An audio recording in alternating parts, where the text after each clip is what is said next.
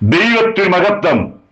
യേശുക്രിസ്തുവിന്റെ വീണ്ടും വരവും പ്രവചന പഠനവും ഇസ്രായേൽ ചരിത്രം 211 ഭാഗത്തേക്ക് ഏവരെയും പ്രാർത്ഥനയോടെ ക്ഷണിച്ചുകൊള്ളുന്നു.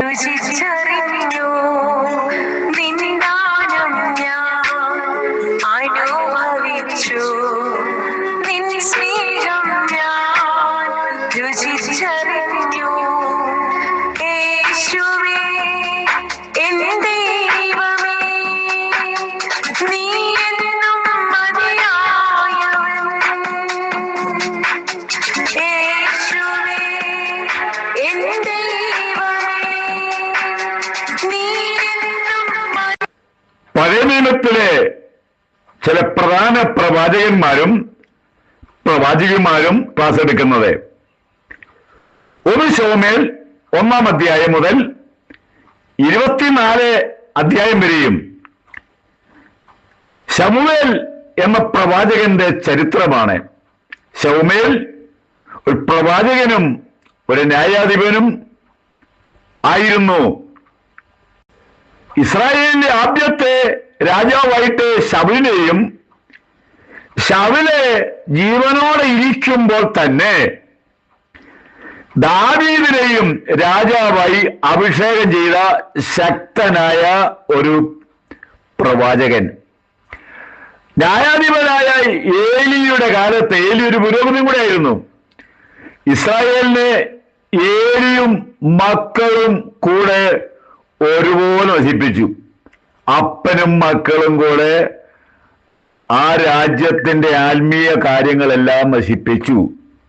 എന്നാൽ നമ്മൾ അവിടെ കൊണ്ട് തീരുകയല്ല. ദൈവകോപം ഏലിയുടെ കുടുംബത്തിലേക്ക് വന്നു. കാരണം ഇത്രയും നാളും ഈ ദൈവജനത്തെ തകർത്തായ ഏലിയുടെ ഭവനത്തിലെ 2 ആൺമക്കളും ഒരു ദിവസം മരിച്ചു. ഏലിയും അന്നേരം തന്നെ മരിച്ചു. കാരണം ദൈവം ക്ഷമയുള്ളവനാണെങ്കിലും നിത്യക്ഷമയില്ല എന്നുള്ള കാര്യം ദൈവജനവും എല്ലാവരും ഓർക്കണം. ദൈവസഭയെ നശിപ്പിക്കുന്ന ചിലരുണ്ട് ദൈവസഭയ്ക്കകത്ത്. സൂക്ഷിക്കുക, ഇത് ചെറിയ കാര്യമല്ല. യേശുവിന്റെ രക്തത്താൽ വീണ്ടെടുത്തിരിക്കുന്ന സഭയെ ഉപദ്രവിക്കുകയും പല നില മുൻപോട്ട് വിടാതിരിക്കുകയും പല ബുദ്ധിമുട്ടുകൾ ഈ കാലങ്ങളിൽ ചെയ്യുന്ന ഒത്തിരി ആളുകളോട് സ്നേഹത്തിന്റെ പേരിൽ ഒരു സന്ദേശം കൂടെ പറയാനുണ്ട്. തന്നെ ഏൽപ്പിച്ച ജോലി ചെയ്താൽ മതി.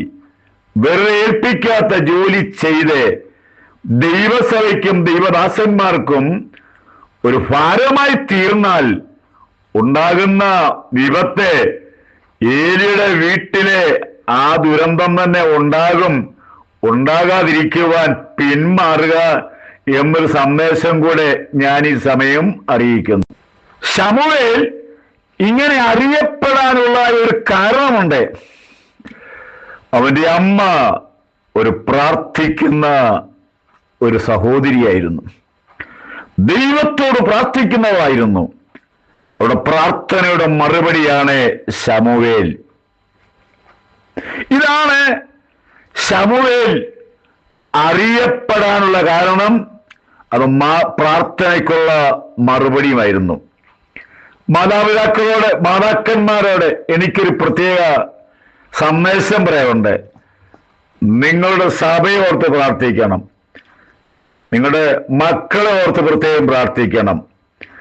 ഈ കാലയളവ് എന്ന് പറയുന്നത് ഒരു നല്ല കാലമല്ല, വല്ലാത്തൊരു സാഹചര്യമാണ്. ലോകം നമ്മുടെ മക്കളിലേക്ക് കയറുവാൻ ഇടയാകാതെ വണ്ണം ആരുടെയും കുറ്റം പറഞ്ഞിട്ടൊന്നും കാര്യമില്ല.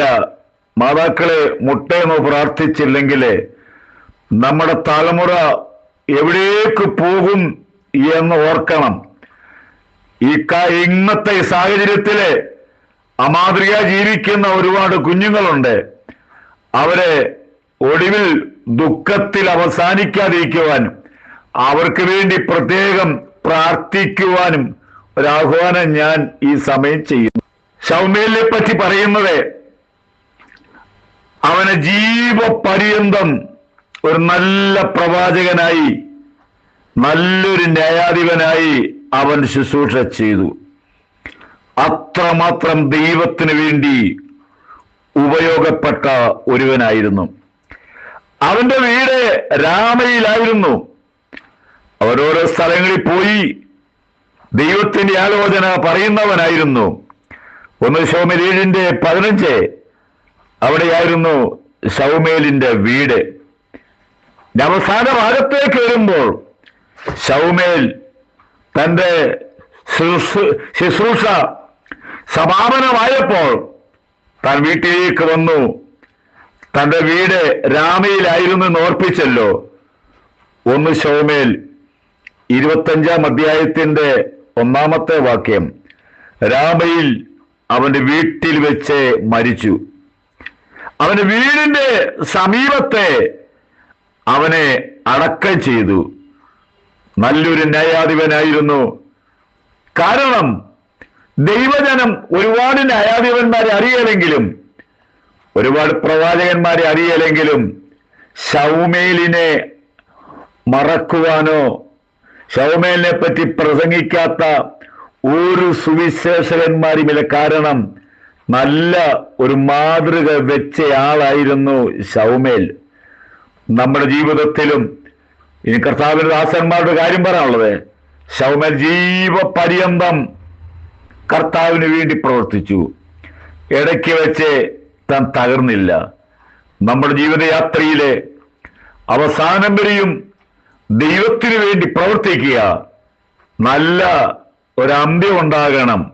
ഇടയ്ക്ക് വെച്ച് ലോകമാകുന്ന സാഗരത്തിലെ ഈ ലോകത്തിന്റെ മോഹങ്ങളുടെ പിന്നാലെ പോയി നമ്മുടെ ചെറുപടക് മുങ്ങാതിരിക്കുവാൻ തീർച്ചയായിട്ടും നിങ്ങളുടെ ശുശ്രൂഷ ഏറ്റവും അനുഗ്രഹപ്രദമായി തീരുന്നതിന് വേണ്ടി പ്രാർത്ഥനയിൽ ഓർക്കുക.